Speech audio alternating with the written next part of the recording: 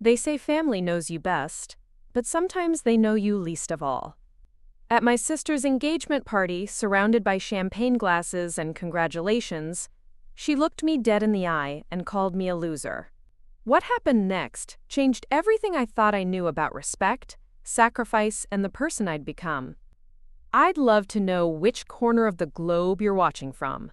And if this story speaks to you, make sure to subscribe. Tomorrow's video is one you absolutely can't miss. The invitation arrived on a Tuesday morning, cream-colored cardstock with gold embossing that probably cost more than my monthly grocery budget. Rebecca and James request your presence at their engagement celebration. My sister's handwriting sprawled across the bottom in her characteristic dramatic flourish. Can't wait to celebrate with my favorite sister. Wear something nice. You know how important first impressions are. I stared at that last line longer than I should have. Rebecca had always been the one with opinions about appearances, about what success looked like, about who deserved to be taken seriously. Growing up, she'd been the golden child, homecoming queen, valedictorian, the daughter who brought home boyfriends that made our parents beam with pride. I'd been the quiet one, the one who preferred books to parties, who chose practical paths over glamorous ones. The party was set for the following Saturday at the Riverside Country Club, one of those places where the parking lot looked like a luxury car dealership, and the staff moved with the kind of practiced invisibility that money demands. I'd been there exactly once before, for Rebecca's college graduation dinner, where I'd felt like I was wearing a costume instead of my best dress. That week crawled by with an unusual weight. I found myself standing in front of my closet each morning, not just choosing what to wear for the day, but mentally cataloging what I might wear to the party. My wardrobe consisted mainly of practical pieces, dark slacks, simple blouses, comfortable shoes that could handle long days, and unexpected situations. Nothing that screamed celebration or sophistication. On Thursday, I made a decision that felt both necessary and slightly ridiculous. I drove to the mall, something I hadn't done in months, and walked through department stores that felt like museums of a life I'd never quite learned to live. The saleswoman at the second store I tried was kind, patient as I explained what I needed without explaining why I felt so out of place buying it. Something elegant but not too flashy, I told her, which earned me a knowing smile. I have just the thing, she said, disappearing into the back room and returning with a navy blue dress that looked like it had been waiting for exactly this moment. It fit perfectly, transforming me into someone who looked like she belonged in country clubs and engagement parties. Saturday evening arrived with the kind of crisp autumn air that made everything feel significant. I parked my modest sedan between a BMW and a Mercedes, feeling like I was committing some kind of social trespass. The club's entrance was draped in white fabric and twinkling lights, creating an atmosphere that belonged in magazines rather than my real life. Inside, the party was already in full swing. Rebecca had outdone herself, or rather, she'd hired someone who specialized in outdoing.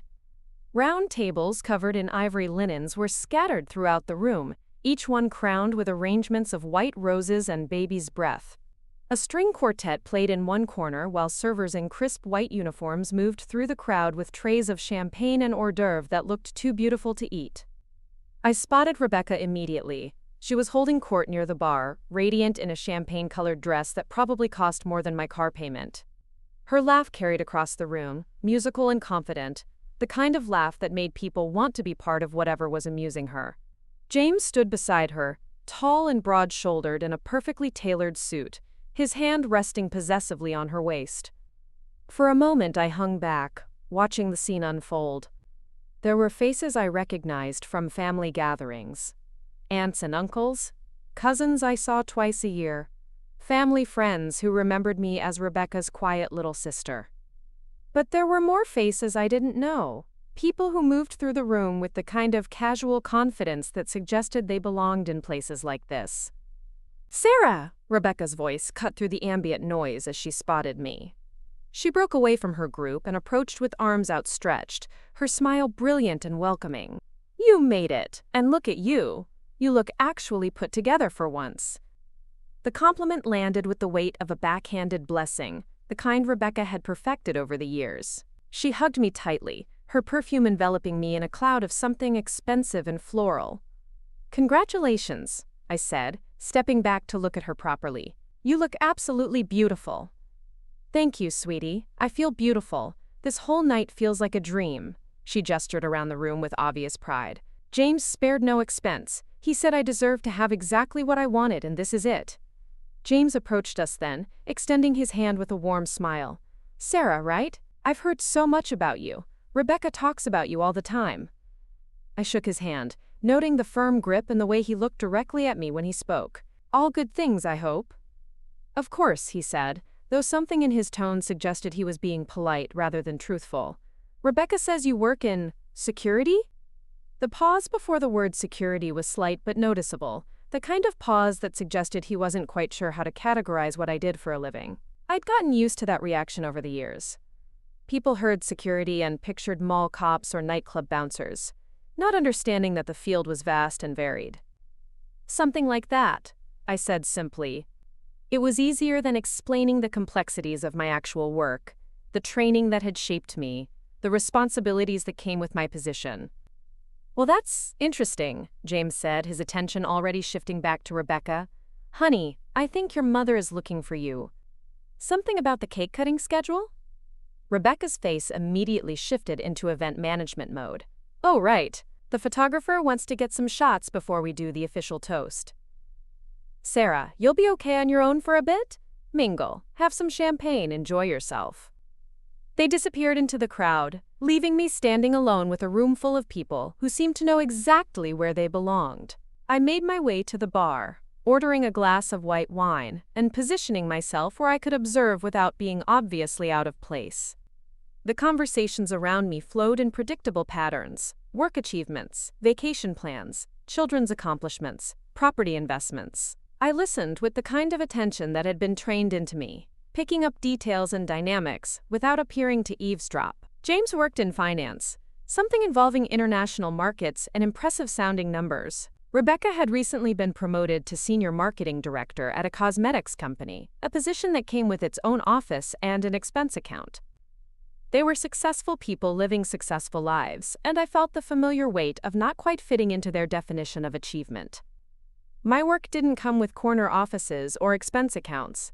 It came with responsibilities that I couldn't discuss at cocktail parties, with training that had shaped me in ways that didn't translate to small talk. "You look like you're conducting surveillance," a voice said behind me. I turned to find a woman about my age, blonde and elegant, holding a martini glass like it was a natural extension of her hand. "Just observing," I replied. "I'm Sarah, Rebecca's sister." "Ah, the mysterious sister. I'm Claire, James's cousin. I was wondering when you'd show up. Rebecca's mentioned you, but she's been vague about what you do." There was curiosity in her tone, but also something else, a kind of assessment that suggested she was used to sizing people up quickly. I'd met people like Claire before, individuals who moved in circles where information was currency, and everyone was constantly evaluating everyone else's worth. "I work in a specialized field," I said, taking a sip of my wine, "not much to discuss at parties." "Mysterious and modest. How refreshing." Claire's smile was sharp around the edges. "Most people here can't stop talking about their jobs. James's friends are all finance bros who think the world revolves around quarterly earnings reports." We talked for a few more minutes, Claire proving to be surprisingly easy to converse with despite her initial sharpness. She had opinions about everything and wasn't afraid to share them, which I found refreshing after years of conversations where people seemed more interested in being agreeable than authentic. The evening progressed with the kind of orchestrated spontaneity that expensive parties achieved. There were toasts and photo sessions, stories about how James and Rebecca had met, predictions about their future happiness. I participated when required, smiled when appropriate, and maintained the kind of pleasant anonymity that had become my social default. It was during the dinner service that things began to shift. I'd been seated at a table with James's work colleagues and their wives, people who seemed pleasant enough but whose conversation revolved around stock portfolios and vacation homes. The man to my right, introduced as David, had spent the entire appetizer course explaining his latest real estate acquisition in excruciating detail. "And what about you, Sarah?" asked the woman across from me, Margaret, whose jewelry alone probably cost more than my annual salary. "What do you do for work?" The question I'd been dreading all evening, asked with the kind of casual interest that suggested she was simply making conversation rather than genuinely curious about my answer. "I work in government security," I said, keeping my response deliberately vague. "Oh, like the TSA?" David chimed in, his tone suggesting he'd found something amusing. "That must be interesting work." "Not exactly," I replied, but before I could elaborate, Margaret was already moving on to ask someone else about their recent trip to Europe. The dismissal was subtle but clear. In their world, government work was synonymous with bureaucracy and mediocrity, something people did when they couldn't succeed in the private sector. I'd encountered this attitude before, but it never stopped stinging. After dinner, as the evening began to wind down, I found myself standing on the club's terrace, looking out over the golf course that stretched into darkness. The air was cool and clean, a welcome contrast to the warm, perfumed atmosphere inside. "Getting some air?" Rebecca's voice came from behind me. She'd changed into a different dress, something shorter and more casual, though still elegant enough for the country club setting. "A lot of love and effort went into bringing this story to life. If you're enjoying it, we'd be so grateful if you'd subscribe to our channel. Now, back to where we left off." "Just thinking," I said, turning to face her. "It's been a beautiful evening. You should be proud." "I am proud. This is exactly what I wanted. Elegant, sophisticated, memorable. James's friends are so impressed. His boss told him this was the kind of event that showed real class." There was something in her tone, a satisfaction that went beyond simple happiness. She was proud not just of the party, but of what the party represented. Her ability to create something that met certain standards, to demonstrate that she belonged in this world of country clubs and expensive champagne. "You've always been good at organizing things," I said, which was true. Even as children, Rebecca had been the one who planned elaborate tea parties and coordinated neighborhood games with the precision of a military operation. "I've always been good at knowing what I want and making it happen," she corrected. That's the difference between people who succeed and people who just get by. The comment hung in the air between us, not quite an insult, but clearly not a compliment either. I felt the familiar tension that had defined our relationship for years. Rebecca's need to establish hierarchies, to make sure everyone knew where they stood in relation to her achievements. "Success means different things to different people," I said carefully. "Does it though? I mean, really?" Rebecca moved to stand beside me at the railing, her voice taking on the kind of tone she'd used when we were children, and she was about to make a point she considered irrefutable. "Look at tonight. Look at what James and I have built together. We have careers that matter, we make real money, we're respected in our community, we're building something significant." She gestured back toward the party, where guests were still mingling and laughing, where everything sparkled with the kind of perfection that money could buy. "And then there's," she paused, seeming to search for the right words. "I love you, Sarah, I really do. But sometimes I wonder if you're ever going to figure out how to actually live your life, instead of just existing in it."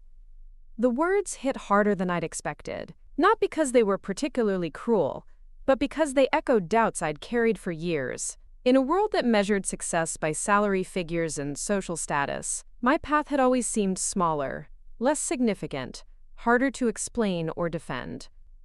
"I'm living my life," I said quietly, "just differently than you are." "Are you, though? You're 32 years old, Sarah. You live in a one-bedroom apartment, you drive a car that's older than some of the servers tonight, and you work in some mysterious government job that you can't even talk about at parties. When was the last time you went on a real vacation? When was the last time you bought yourself something nice just because you wanted it?" Each question landed like a small blow, not because they were unfair, but because they highlighted the gap between the life I'd chosen and the life she thought I should want. "Those things aren't important to me," I said, though even as I spoke the words, I wondered if I was being honest or just defensive. "But don't you want more? Don't you want to matter? To make a difference? To have people respect what you do?" Before I could answer, James appeared in the doorway. "There you are, beautiful. Your parents are looking for you." Something about the gift opening ceremony. Rebecca's face immediately brightened, the intensity of our conversation dissolving into party mode. Of course. Sarah, we should head back in. This conversation isn't over, but tonight is about celebrating, not analyzing life choices. As we walked back into the warmth and light of the party, I found myself thinking about respect, about mattering, about the different ways people choose to make their mark on the world. Rebecca saw significance in visible success, in achievements that could be measured and celebrated. But there were other kinds of significance, other ways of making a difference that didn't come with champagne toasts and congratulatory speeches. The gift opening ceremony was elaborate, with Rebecca and James seated at a decorated table while guests gathered around to watch them unwrap an impressive array of presents. Crystal vases, silver serving pieces, artwork that looked like it belonged in galleries. Each gift was more expensive than the last, and Rebecca's reactions were perfectly calibrated to show appropriate gratitude while maintaining her composure. I watched from the back of the crowd, thinking about the gift I'd brought. A simple but elegant picture frame that had seemed appropriate when I'd chosen it, but now felt embarrassingly modest in comparison to the display of affluence surrounding it. The evening was drawing to a close, guests beginning to say their goodbyes and make their way to the parking lot. I was preparing to do the same when Rebecca caught my arm. "Sarah, wait, there's something I need to say." The crowd had thinned considerably, leaving only close family and a few lingering friends who seemed reluctant to let the evening end. The string quartet had packed up their instruments, replaced by a soft playlist that drifted through the room like background music for the final act of the evening's performance. Rebecca's grip on my arm was firm, her manicured nails pressing slightly into my skin through the fabric of my dress. There was something different in her expression now. The polished party hostess facade had cracked slightly, revealing something rawer underneath. "I've been thinking about what we talked about outside," she said, her voice lower now, more intimate. "About your life, about what you're doing with yourself." I felt a familiar knot forming in my stomach. These conversations with Rebecca never ended well. She had a talent for finding the exact words that would burrow under my skin and stay there long after the conversation was over. "Rebecca, can we not do this tonight? It's your engagement party. Let's focus on celebrating." "No, Sarah, this is exactly when we need to do this. Because I'm about to start a new chapter of my life, and I can't stand watching you waste yours anymore." The words hung between us like a challenge. Around us, the remaining guests continued their conversations, oblivious to the tension building in our small corner of the room. James was across the room, deep in conversation with his groomsmen about golf handicaps and weekend plans. "I'm not wasting my life," I said, though the words felt hollow even as I spoke them. "Aren't you?" Rebecca's voice carried a note of frustration that seemed to have been building for years. "Look around you, Sarah. Look at what people our age are accomplishing. Look at what James and I have built together. We have a future, we have plans, we have something to show for our efforts." She gestured around the room, at the elegant remnants of her perfect evening. "And what do you have? What do you have to show for 32 years of existing?" The question hit like a physical blow. I'd been asked variations of it before, by well-meaning relatives at family gatherings, by former classmates at high school reunions, by the small voice in my head that whispered during quiet moments. But hearing it from Rebecca, spoken with such casual certainty, made it feel definitive. "I have a career," I said weakly. "I have a purpose." "Purpose?" Rebecca's laugh was sharp, cutting through the ambient noise like broken glass. "Sarah, you work some vague government job that you can't even describe to people. You live alone in an apartment that looks like you're still in college. You drive a car that I wouldn't trust to get me to the grocery store." Each observation landed with surgical precision. They weren't lies. They were just facts presented without context, without understanding of the choices that had led me to this moment. "You want to know what I think?" Rebecca continued, her voice gaining momentum. "I think you're scared. I think you're so afraid of actually trying for something meaningful that you've convinced yourself that your little security job is important. But it's not, Sarah. It's not important, and deep down you know it." The room felt smaller suddenly, the air thicker. I could feel the attention of nearby guests beginning to shift toward us, sensing the change in emotional temperature, even if they couldn't hear the specific words being exchanged. "You don't understand what I do," I said, my voice barely above a whisper. "I understand enough. I understand that you're 32 years old, and you have nothing to show for it. No husband, no real career, no accomplishments that anyone would recognize as meaningful. You're just existing, floating through life without making any real impact." The words kept coming, each one carefully chosen to maximize damage. Rebecca had always been skilled at reading people, at finding their vulnerabilities and exploiting them. It was a talent that had served her well in marketing, in social situations, in getting what she wanted from the world. "You know what the saddest part is?" she continued, her voice taking on a tone of mock sympathy. "I used to think you were just taking your time, figuring things out, but you're not figuring anything out. You're just settling for mediocrity, settling for invisibility, settling for a life that doesn't matter." I felt something breaking inside me, something that had been under pressure for years finally reaching its breaking point. The careful control I'd maintained throughout the evening was cracking, and I could feel emotions, anger, hurt, frustration, bubbling to the surface. "You don't know anything about my life," I said, my voice slightly louder now. "You don't know what I've sacrificed, what I've given up, What do you have?" Rebecca interrupted. "What could you possibly have sacrificed? What could you have given up that was so important? Because from where I'm standing, it looks like you've just given up, period."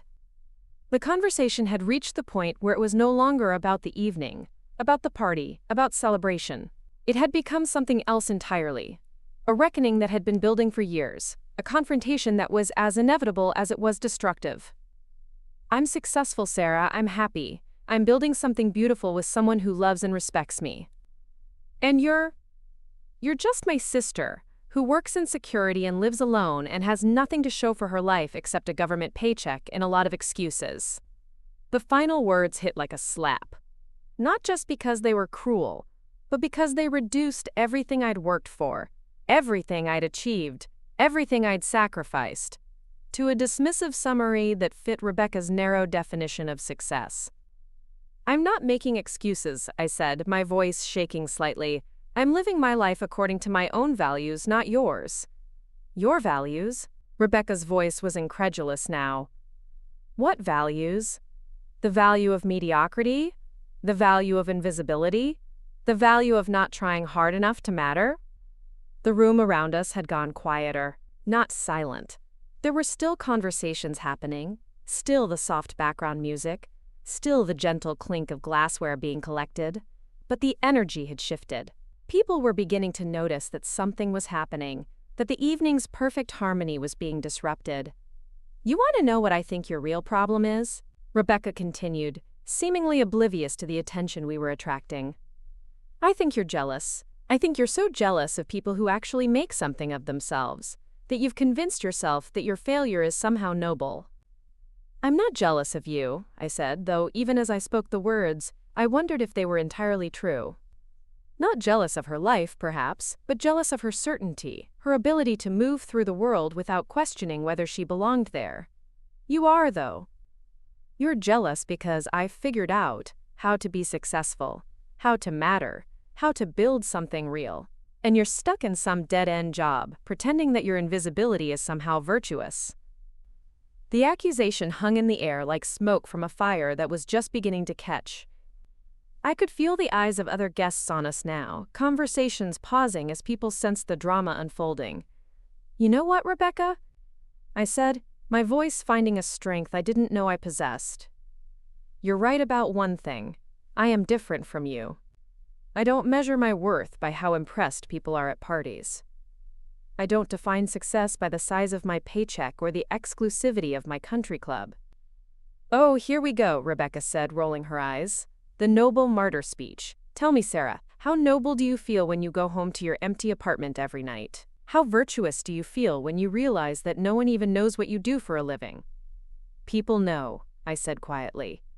Who? Who knows? Who cares? Name one person outside of your immediate family who would even notice if you disappeared tomorrow." The question was designed to wound, and it succeeded. Because the truth was, the nature of my work meant that very few people could know the details of what I did, the impact I had, the lives I'd touched. It was a lonely kind of significance, one that couldn't be celebrated at parties or measured in traditional ways. That's not fair, I said.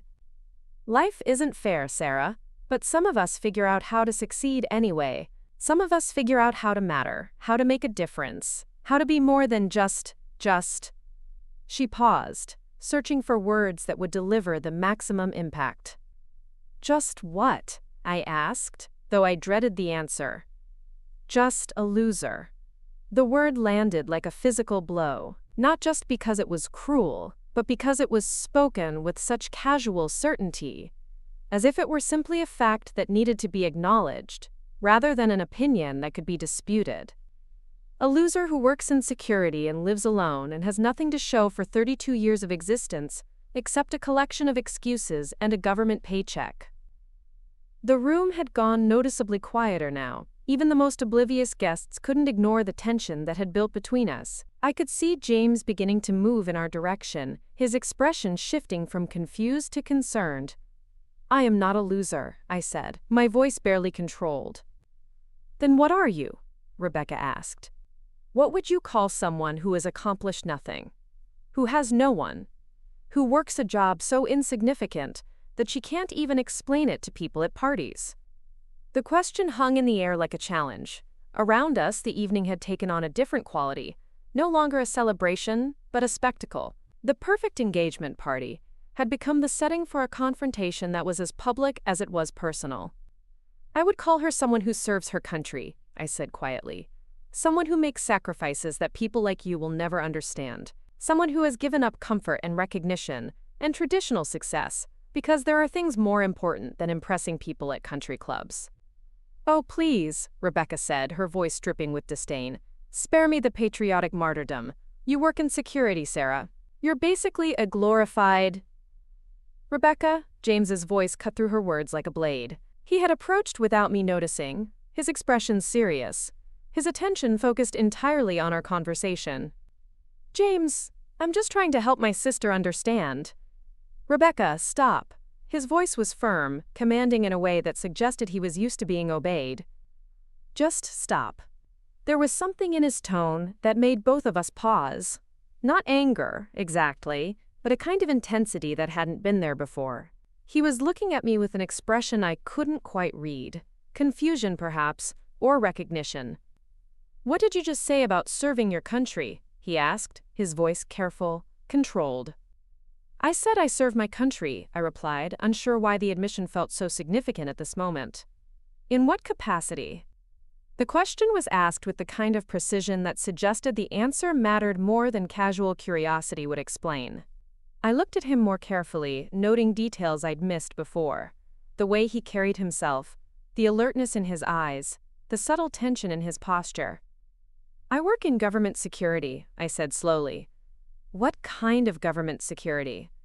Rebecca was looking between us with growing confusion. James, what's going on? Why are you... What's your rank? He asked, ignoring Rebecca entirely.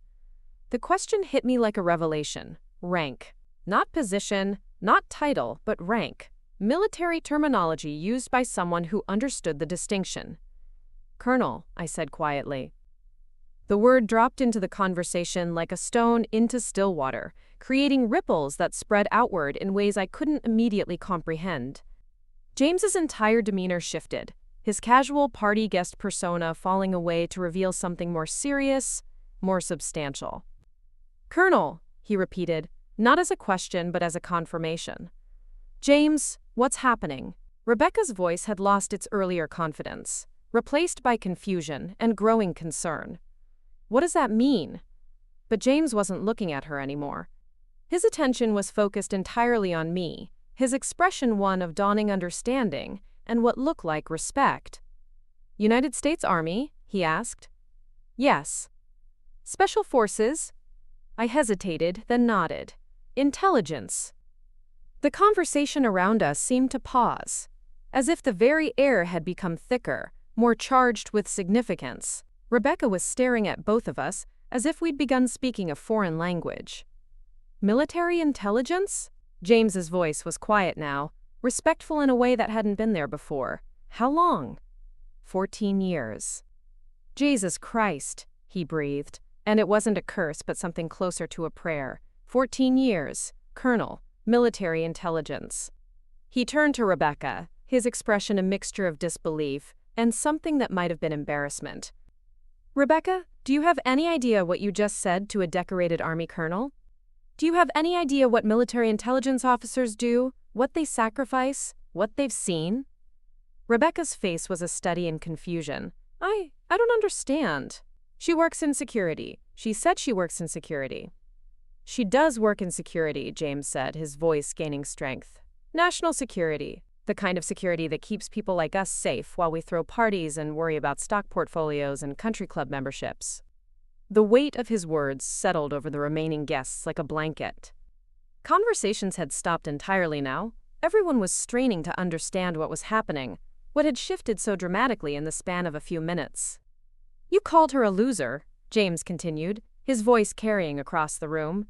You called a woman who has spent 14 years serving her country, who has achieved the rank of colonel in one of the most demanding branches of military service, a loser. The silence that followed was deafening. Rebecca's face had gone pale, her earlier confidence evaporating like morning mist. The perfect evening she'd orchestrated so carefully was crumbling around her, transformed into something she couldn't control or contain. I didn't know, she whispered. You didn't know because you didn't ask, James said, his voice gentle but firm. You didn't know because you assumed. You assumed that because her success doesn't look like your success, it doesn't exist. You assumed that because she can't talk about her work at parties, it doesn't matter. The room was completely silent now, every guest focused on the drama unfolding before them. The elegant engagement party had become something else entirely, a moment of reckoning that would be remembered long after the flowers had wilted and the photographs had been filed away.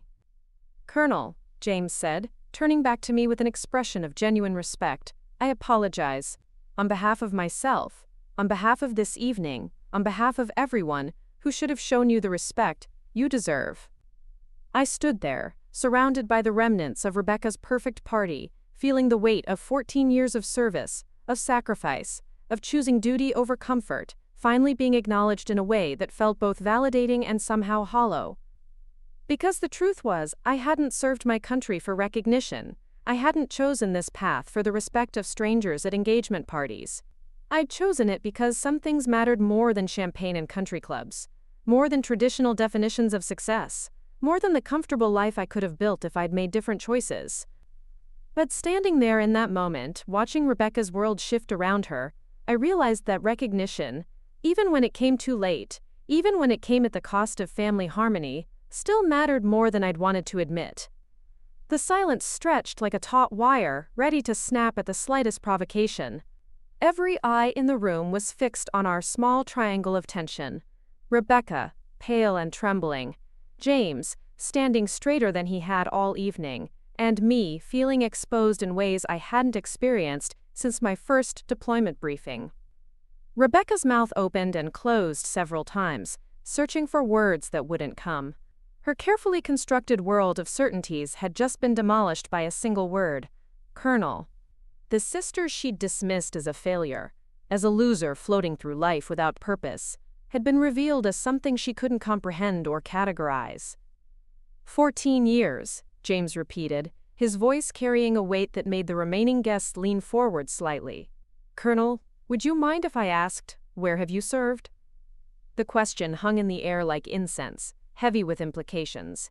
I glanced around the room, noting the faces of people who moments before had been discussing vacation homes and wine collections. Now they were looking at me with expressions ranging from curiosity to something approaching awe. Afghanistan, I said quietly. Iraq. Several other locations I can't discuss. Combat zones, James said, not as a question but as a statement of fact. Active duty in hostile territories. Yes.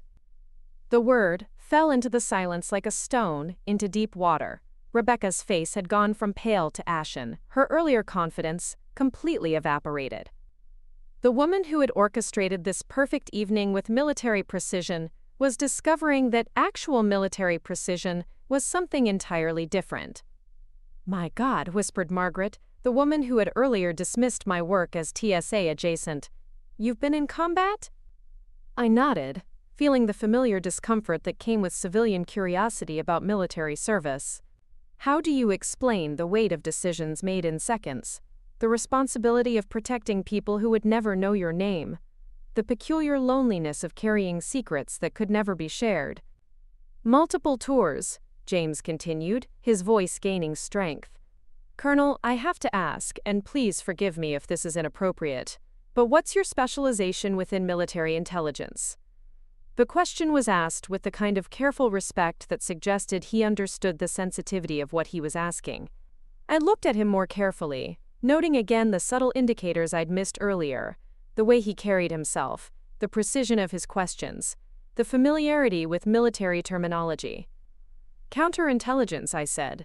"Threat assessment, protection of classified operations." "Jesus," breathed David, the man who had earlier regaled the table with real estate stories. "You mean like actual intelligence work? Like in the movies?" "Not like in the movies," I said with a slight smile. "The movies get almost everything wrong." A nervous laugh rippled through the small crowd that had gathered around us. The atmosphere was shifting, transforming from the aftermath of a family argument into something more complex. A kind of impromptu education session about a world most of these people had never considered. "So when you said you work in government security," said Claire, James's sharp-tongued cousin, "you meant you literally keep the government secure." "Among other things, yes." "And when you said you couldn't talk about your work at parties," she continued, understanding dawning in her voice, "you meant you legally couldn't talk about it. Because it's classified." "Exactly." The pieces were falling into place for the assembled guests, creating a picture that was radically different from the assumptions they'd made earlier. The quiet woman in the simple dress, the one who had seemed so out of place among their discussions of corporate achievements and material success, was someone whose work existed in a realm they could barely imagine. "Rebecca," James said, turning to face his fiancé with an expression that was difficult to read, "do you understand what just happened here?" Rebecca's voice was barely above a whisper when she finally spoke. I don't know how I was supposed to know. She never told me. She never explained." "She tried to explain," James said gently but firmly. "She said she worked in government security, that she served her country, that she had made sacrifices. But you weren't listening. You were too busy measuring her life against your own definitions of success." The rebuke was delivered without cruelty, but its impact was unmistakable. Rebecca's perfect evening had become a mirror, reflecting back aspects of herself she'd never been forced to confront.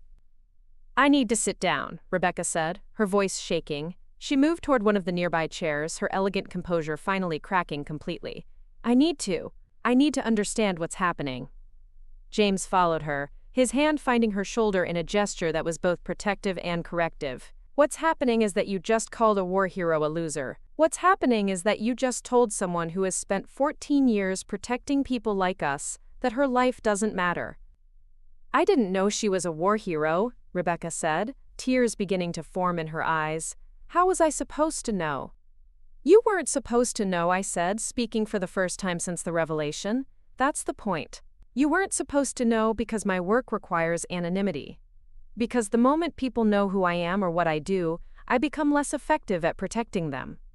I moved closer, feeling the weight of the room's attention but also feeling something else, a kind of liberation that came with finally being able to speak, even in limited terms, about the path I'd chosen. "You asked me what I have to show for 32 years of existence," I continued. "You wanted to know what I've accomplished, what I've built, what makes my life meaningful." Rebecca looked up at me, her tears now flowing freely. "Sarah, I'm sorry, I didn't understand." "Let me finish," I said, not unkindly but with the kind of authority that came from years of leading briefings and making decisions under pressure. "You wanted to know what I've accomplished. I've disrupted terrorist cells that were planning attacks on American soil. I've provided intelligence that saved the lives of soldiers in combat zones. I've spent months in hostile territories, gathering information that helps keep people safe." The room was completely silent now, every person hanging on my words with an intensity that transformed the elegant party space into something more intimate and serious. I've missed holidays with my family because I was tracking threats in foreign countries. I've turned down relationships because the people I cared about couldn't understand why I couldn't tell them where I was going or when I'd be back. I've lived with the knowledge that one mistake, one oversight, one moment of inattention could cost lives. I paused, looking around the room at faces that were now showing genuine respect, genuine understanding of what they were hearing. You asked me what I have to show for my life. I have a medal case that I keep locked in my bedroom, filled with commendations that I can't display publicly. I have letters from the families of soldiers whose lives were saved by intelligence I provided. I have the knowledge that there are people alive today because of work I did in places I can't name, fighting enemies I can't describe. The weight of my words settled over the room like a blanket. These people, who had spent the evening discussing stock portfolios and vacation homes, were being confronted with a reality they'd never considered, that their comfort and safety were maintained by people they'd never meet, doing work they'd never understand. And you know what else I have? I continued, my voice growing stronger. I have the satisfaction of knowing that my work matters, in ways that can't be measured by paychecks or country club memberships. I have the knowledge that I've served something bigger than myself, that I've made sacrifices that actually mean something. James was nodding, his expression one of deep respect. Colonel, may I ask, what made you choose military intelligence? What drew you to that path? The question was asked with genuine curiosity, not the kind of casual interest that had characterized earlier conversations. I considered my answer carefully, knowing that whatever I said would help shape how these people understood not just my choices, but the choices made by thousands of others like me. I was 22 when 9/11 happened, I said. I was finishing my master's degree in international relations, planning to go into diplomacy or maybe academia. But watching those towers fall, seeing the impact on families, on communities, on the entire country, it changed something fundamental for me. I paused, remembering that day, the way it had felt like the world had shifted on its axis, realigning everyone's understanding of safety and vulnerability. I realized that there were people out there who wanted to hurt us, who were actively working to cause harm to innocent people. And I realized that I had skills, language abilities, analytical training, cultural knowledge, that could be used to stop them. So you enlisted, James said. I enlisted as an officer candidate, went through training, specialized in intelligence work, and discovered that I was good at it. Good at reading people, good at analyzing threats, good at making the kind of decisions that don't allow for second guessing. And you've been doing it ever since, Claire said. 14 years of active service. 14 years of active service, I confirmed. Multiple deployments, multiple assignments, multiple opportunities to walk away and choose an easier path. But every time I considered leaving, something would happen. A threat we'd neutralized, a life we'd saved, a family that got to stay together because of work we'd done, and I'd remember why I was there. Rebecca had been listening to this exchange with growing horror, not at what I was saying, but at what her words earlier had meant in light of this new understanding. She stood up slowly, her face streaked with tears, her elegant dress somehow looking less perfect than it had earlier. Sarah, she said, her voice broken, I am so sorry. I am so sorry. The apology hung in the air like a prayer, sincere but somehow inadequate to the magnitude of what had transpired. How do you apologize for dismissing someone's entire life's work? How do you take back words that revealed such a fundamental misunderstanding of who someone is and what they've sacrificed? I know you're sorry, I said. And I know you didn't understand. But Rebecca, this is bigger than just not understanding my job. This is about the assumptions you make, the way you measure people's worth, the way you define success and failure. James stepped forward, his hand finding Rebecca's, but his eyes still on me. Colonel, I need you to know that not everyone here shares the views that were expressed earlier. Some of us understand the value of service, the importance of what you do. There was something in his tone that made me look at him more carefully. Some of us? Navy, he said simply. Intelligence officer, retired. 10 years active duty, now working in private sector consulting. The revelation hit like a second earthquake. James wasn't just a finance professional who happened to respect military service. He was a fellow officer, someone who understood from personal experience the weight of the choices I'd made. "You're kidding," Rebecca said, looking between us with an expression of complete bewilderment. You both. We both served our country," James said.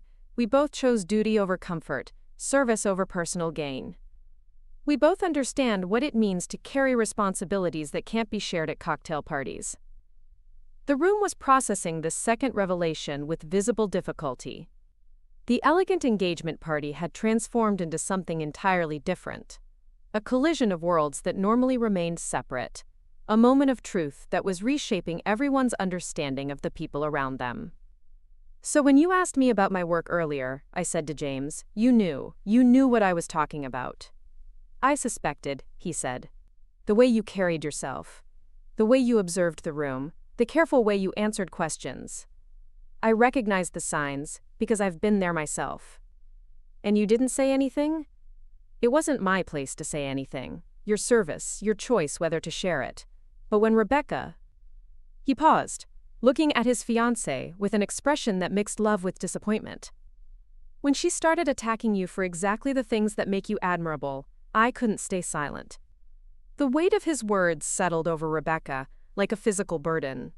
She was beginning to understand that her perfect evening had revealed something about herself that she'd never been forced to confront: her own narrow definition of success, her inability to see value in paths different from her own. "I need to understand," she said, her voice small and uncertain. "I need to understand how I got this so wrong. How I could know you my whole life and not understand who you are." "You understood who I was," I said gently. "You just didn't understand what I chose to do with who I am. You saw the sacrifices, the small apartment, the modest lifestyle, the inability to talk about work, but you didn't see what those sacrifices were for." "I saw failure," Rebecca whispered. "I saw someone who wasn't trying hard enough, who wasn't ambitious enough, who wasn't like me." The admission was painful in its honesty. Rebecca was confronting not just her misunderstanding of my life, but her own assumptions about what made life worth living. "Success looks different for different people," I said. "Your success is beautiful, Rebecca. You've built something wonderful with James. You've created a life that makes you happy. You've achieved things that matter to you. But that doesn't make it the only kind of success that matters." James was nodding, his expression thoughtful. "Colonel, if I may, what you've described tonight, the work you do, the sacrifices you make, that's not just a different kind of success. That's heroism. That's the kind of service that makes all other kinds of success possible." The word heroism hung in the air like a challenge. I'd never thought of my work in those terms. It was just work, just a job that needed to be done by someone.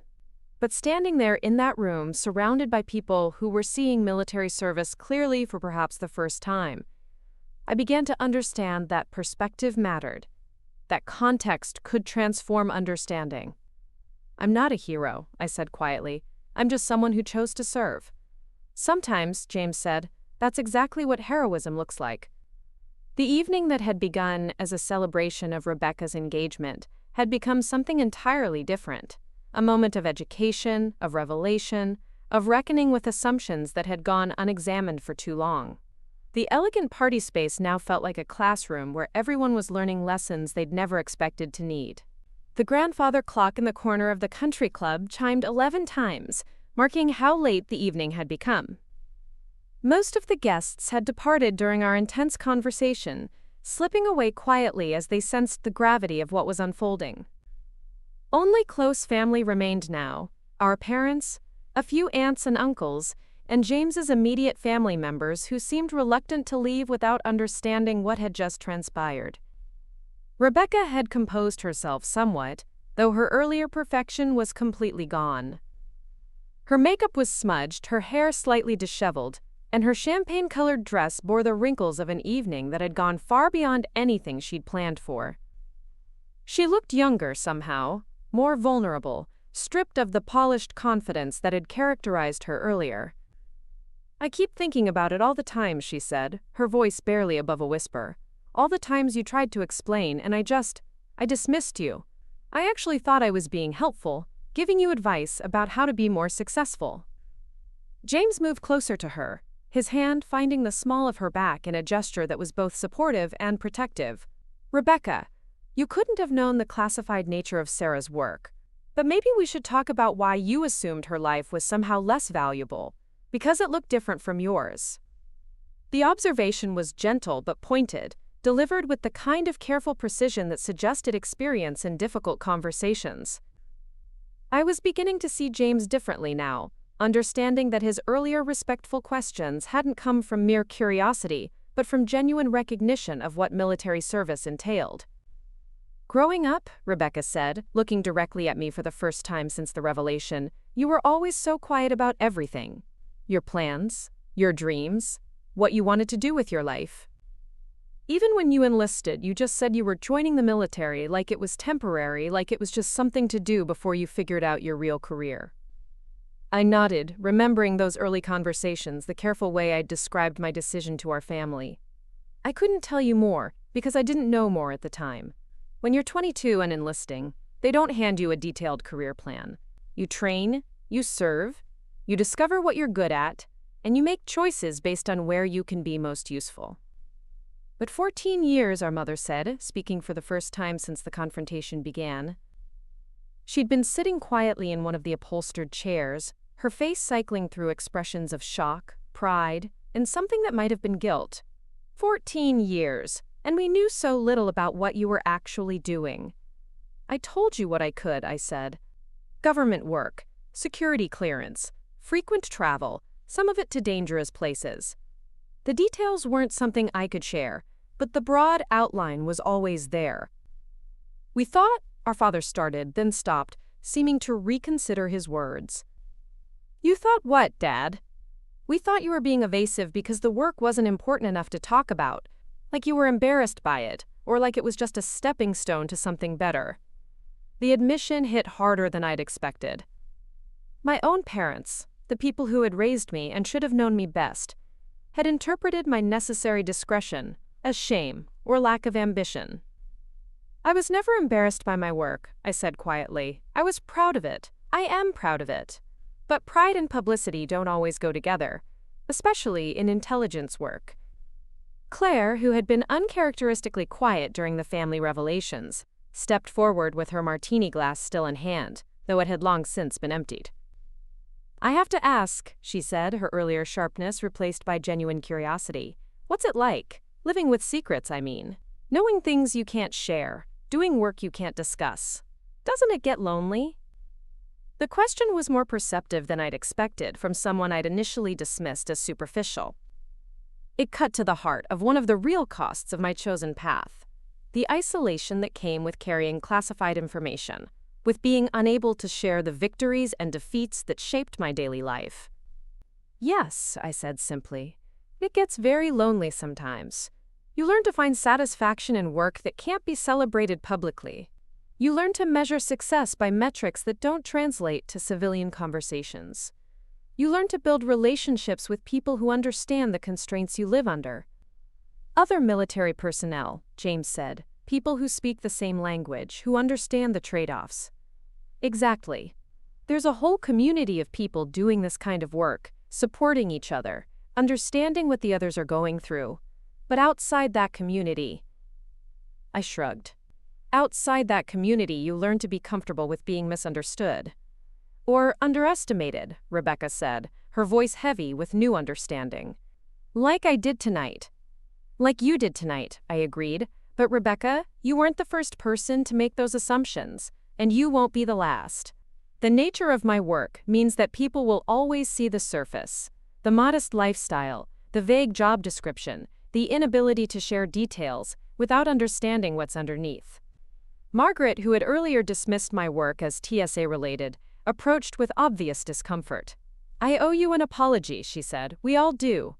We made assumptions based on ignorance, really, and we treated you as if you were somehow less accomplished when the truth is exactly the opposite. You don't need to apologize, I said. You reacted based on the information you had. I understand that civilians don't typically encounter military intelligence officers at engagement parties. But we should have been more respectful, she continued. More curious instead of dismissive. The way you carried yourself, the way you observed everything. There were signs that you were someone significant, and we missed them completely. James nodded in agreement. In the military, you learn to read people differently. You notice the way someone stands, how they scan a room, how they process information. Sarah, you've been displaying those characteristics all evening, but only someone with similar training would recognize them. What do you mean? Rebecca asked. Watch her, James said. Even now, even during this emotional conversation, she's aware of everyone in the room, all the exits, the general mood and energy level. It's automatic, the kind of situational awareness that gets trained into intelligence officers until it becomes second nature. Rebecca looked at me with new eyes, and I realized she was seeing me clearly for perhaps the first time in years. Not as her underachieving sister, not as someone who had failed to live up to potential, but as someone who had chosen a path that required different skills and sacrifices than she'd ever considered. The medals you mentioned, our mother said suddenly, the ones you keep locked away, would you ever show them to us? The question caught me off guard. I'd mentioned the medal case in the heat of the moment, trying to explain what I had to show for my service. But the thought of actually displaying those commendations, of making my achievements visible in the way Rebecca made hers visible, felt strange and somehow inappropriate. They're not meant for display, I said. Some of them are classified. You can't know what they're for without security clearance. Others are they're personal. They represent things that happened, people who were saved, operations that succeeded. But they're not trophies. Of course not, our father said quickly. We didn't mean to suggest they were trophies. We're trying to understand what we missed, what we failed to see or appreciate. The conversation was moving into territory I hadn't expected when I'd arrived at Rebecca's engagement party. What had begun as a social obligation had become a family reckoning, a moment when years of misunderstanding were finally being addressed directly. You didn't fail to see anything, I said. I chose not to share certain things, and you respected that choice. The problem wasn't with what you saw or didn't see. It was with the assumptions that got made about what my choices meant. I assumed that your reluctance to talk about work meant the work wasn't worth talking about, Rebecca said. I assumed that your modest lifestyle meant you weren't ambitious or successful. I assumed that because you weren't building the kind of life I understood, you weren't building anything valuable at all. And those assumptions led to tonight, James said quietly. Those assumptions led to tonight, Rebecca agreed. To me calling you a loser in front of everyone. To me dismissing 14 years of service to our country. To me treating you like you were somehow deficient because your accomplishments don't fit into my narrow definition of success. The weight of her words hung in the air like incense, heavy with regret and newfound understanding. Around us, the country club was beginning to show signs of the late hour. Staff members quietly clearing tables, dimming lights in unused areas. The kind of gentle signals that suggested the evening was drawing to a close. Rebecca, I said, moving closer to her, I need you to understand something. I'm not angry with you. I'm not hurt by what you said tonight, at least not in the way you might think. She looked up at me with confusion. How can you not be hurt? I said terrible things to you. I dismissed your entire life's work. You said those things because you love me, I replied. Because you were frustrated watching someone you care about live a life that didn't make sense to you. You were trying, in your own misguided way, to help me understand that I could do better, be more, achieve greater things. James was nodding slowly. You were measuring her by your own metrics of success. Exactly, and those metrics aren't wrong, Rebecca. What you've built with James, your career, this beautiful evening. These are real achievements that deserve to be celebrated. But they're not the only kind of achievements that matter. I'm beginning to understand that, she said, but I'm also beginning to understand how much I don't understand. About your work, about military service, about the kinds of sacrifices people make that I never even considered. Most civilians don't consider them, I said.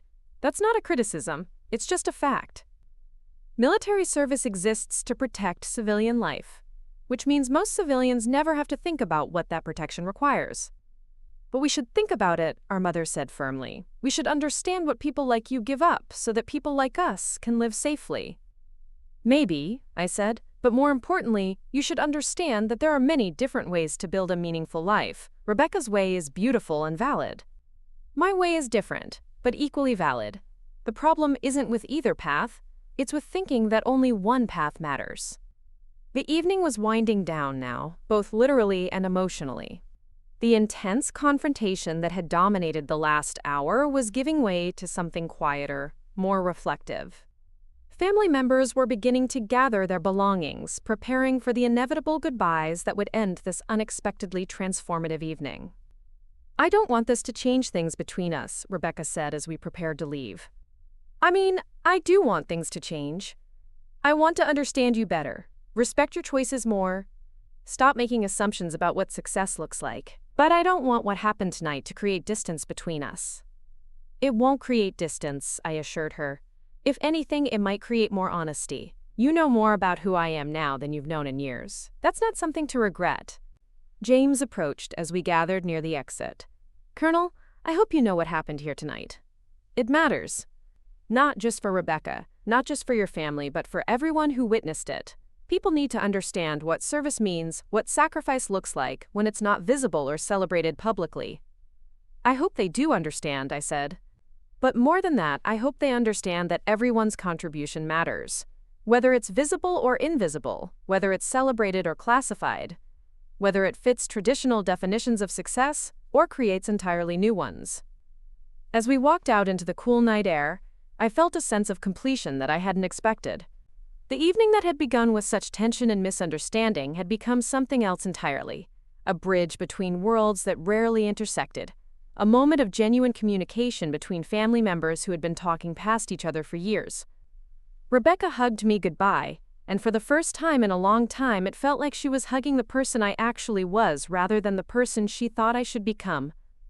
I love you, she whispered. I love you and I'm proud of you and I'm sorry it took me so long to understand what there was to be proud of. I love you too, I replied. And Rebecca, your engagement party was beautiful. Even with all the drama, even with everything that happened, you created something special tonight. As I drove home through empty streets, I thought about the evening's revelations, about the collision of different worlds and different definitions of worth. Tomorrow, I would return to work that couldn't be discussed, to responsibilities that couldn't be shared, to a kind of significance that existed in shadows and silence. The city looked different in the early morning hours, cleaner somehow, as if the darkness had washed away the day's accumulated stress and confusion. Traffic lights blinked their rhythmic patterns for an audience of one, and the occasional late-night wanderer moved through pools of streetlight like actors on an empty stage. My phone buzzed with a text message from Rebecca. Thank you for being patient with me tonight. I have so much to learn about who you really are. Can we have coffee this week? I want to hear more about your life, whatever you're allowed to share. I smiled, typing back, I'd like that. And Rebecca?